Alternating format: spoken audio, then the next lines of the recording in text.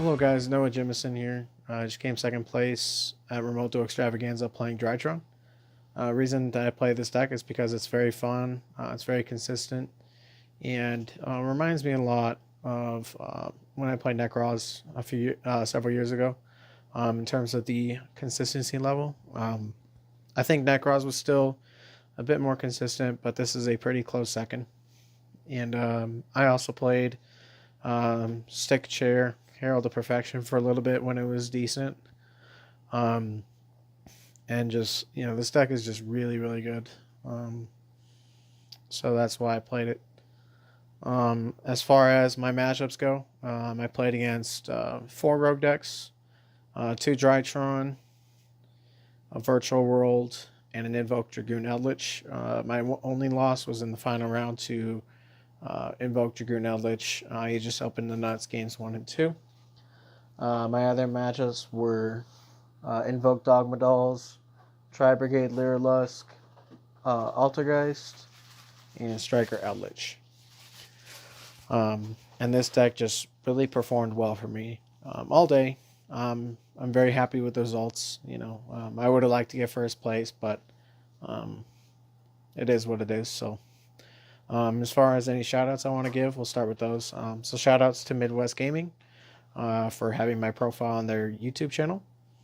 Shoutouts to my friends in my group chat. They might not offer direct advice for Drytron, but they've always been there to support me and just very good friends of mine. So I appreciate them being there. Shoutouts to my friend Anthony. We theorized with Drytron for a bit, and he kept a close eye on my matches all day. And we just kind of talked about my matchups after in between rounds. And then shoutouts to a good friend of mine, Randy. He helped get me into competitive Yu-Gi-Oh! I'd say back in 2011, 2012. And he's been playing Drytron as well and helped me theorize and just come up with the best ratios and everything. And overall, the deck worked really well. There might be a few changes I make, but yeah, I'm gonna go ahead and get into it now. So, starting off with the Drytron monsters, I have 3 Alpha. Definitely the best one. You want to see this in your opening hand as much as possible. And then 2 Zeta. So some people are playing 3 Zeta, and I was playing 3 Zeta at one point as well. But I kept finding myself getting hands where I would draw Zeta and a way to get access to the ritual spell either by drawing it or drawing a field spell plus a Nova and this. So I felt 2 was a really good ratio. I honestly wouldn't bump it to 3. I think it was perfect at 2. And then 2 Delta and 2 Gamma rounds out the Drytron lineup. Pretty self-explanatory. I think you need to definitely at least play 2 of each in case any of them get banished by, Psycho Reader, DD Crow, Huaquero, and things like that. So, yep. And then for the rituals, we got 3 Ben 10, Natasha, and Ultimatus. Ben 10 is just insane. I played this card even in Perfection with Stick and Chair, and it was really good. But just the ability, not being a once per turn when it's tributed, is absolutely insane. So just triggering Ben 10s all day off of your Drytrons is just absolutely incredible. Natasha is just insane. You generally never make it past turn 2 of this deck. You're either gonna OTK them or you're gonna lose. Yeah, this deck does grind pretty well overall, but you're definitely trying to close the game out on turn 2, and Natasha helps you do that, taking their entire board. Ultimateness, not enough to, there's nothing I can really say about that. The card's just really broken. And then I play Cyber Petite Angel, Eva, and then 3 Orange Lights. This is pretty self-explanatory as well. Orange Light is just, such an incredible hand trap, and I always viewed it as one of the best hand traps in general. And this is the one format where it really gets to see play. I think I last played it like several years ago when I played Agents, but Really good card. And then played Dawn Knight and Manju. No Vanities Ruler. I just felt like ultimateness was enough to win you games. In general, and I didn't really want to get like summon a Vanities Ruler and play against a trap deck and have them just flip Crackdown and I lose a game because of that.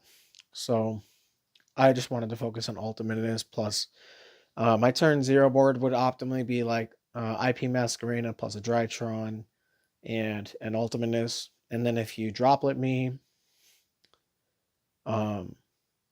you have to negate both of them. Otherwise, IP is going to turn into a Nightmare Unicorn. So, puts a lot of pressure on the opponent. And then that's it for the monsters. For the spells, 3 Emergency, Foolish, 3 Field Spell, 3 Nova, Maximum Consistency. Get you to your Drytrons.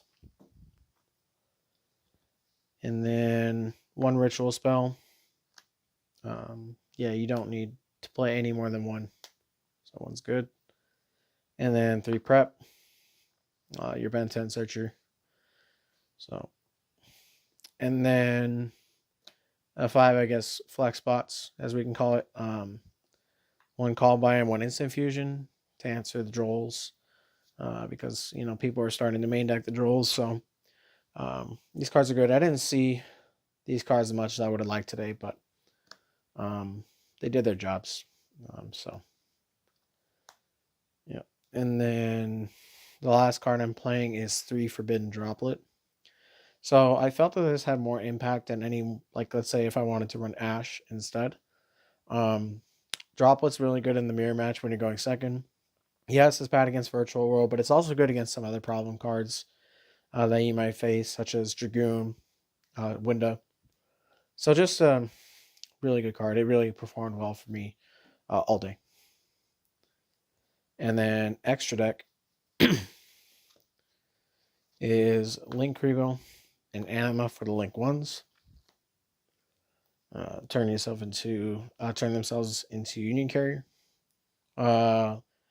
Mirage Lights is a weird one. I didn't really summon it at all today. Because you generally want to end on IP plus Ultimateness, and summoning this plus an Ultimateness doesn't really do anything because they both essentially doing the same thing. Obviously, Ultimateness is better, but I might cut this for like possibly a cross sheet, but I'm not sure yet. I'll have to test both options and see if this comes up anymore. IP and Carrier, and then the Nightmares. These cards just really revolutionized Link summoning. Just having that utility removal in your extra deck is just really, really important. And this deck can Link climb so easily. So, really good cards. And then for the Link 4s, play Access Code, Appaloosa, and Boral Sword. All of them come up. So they all have their uses. And then for the you got the Zeus package, Assembled Nightingale, Downard, and Zeus. This card's just insane. There's nothing else I can really say about that card. And then the last card is obviously the Millenniumizer Strict for the instant fusion to out hand traps. And then for the side, I played 1 Lancia because it's searchable. Good against Invoked, Dino, and Virtual World. So, but I was playing 3 before. But I also wanted I cut 2 because I wanted space for Ghost Spell. I thought Ghost Spell would offer me more coverage for some other matchups, specifically Eldritch. In general, it's a good card right now, but it also is a good counter side for a card like Cycle Reader. So, I actually didn't resolve this once today, but I also didn't get a chance to side it in until my final round match against the Eldritch player. I did side it in the Shadal matchup, but I didn't see it, so I actually didn't resolve it at all today. but it's still good in theory. And then 3 Droll, obviously for mirror match, and just yeah, just a really good card right now. 3 Nibiru. Adamancipator Pranks is growing in popularity, so this is decent against some. Against Virtual World is decent. And then any other combo deck that might be running around randomly. So, and then I play 2 Cosmics. So the reason for this is because I saw an increase in Mystic Mine in the format with Prank Kids playing it. And I actually played a few matches against Mystic Mine Burn. And it's actually a really rough matchup because Mystic Mine players, I mean, even the Prank Kids match, the Prank Kids decks, they're playing Droplet, Dark Ruler No More, Mystic Mine. So I wanted to have that versatility. And then this is also good against decks that play Schism because wind is a problem. And I would side it also against decks that I anticipated them siding Anti-Spell Fragrance. So I can chain it to that. And the last 4 cards on my side deck are Harpy's Feather Duster, 2 Storms, and Red Reboot, 4 Trap decks. So that's going to go ahead and finish up the deck profile. I guess another shout out I would want to give to is all the judges at the Remote Duel Extravaganza. All day there was just in the main event channel, there's just a lot of useless chat. Would be the nicest way of putting it.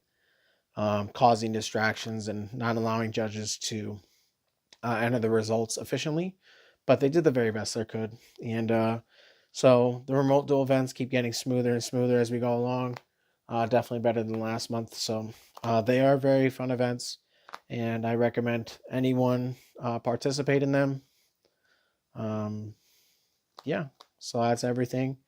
Thank you guys for watching. And again, thank you for Midwest Gaming for having me on the channel. And thank you.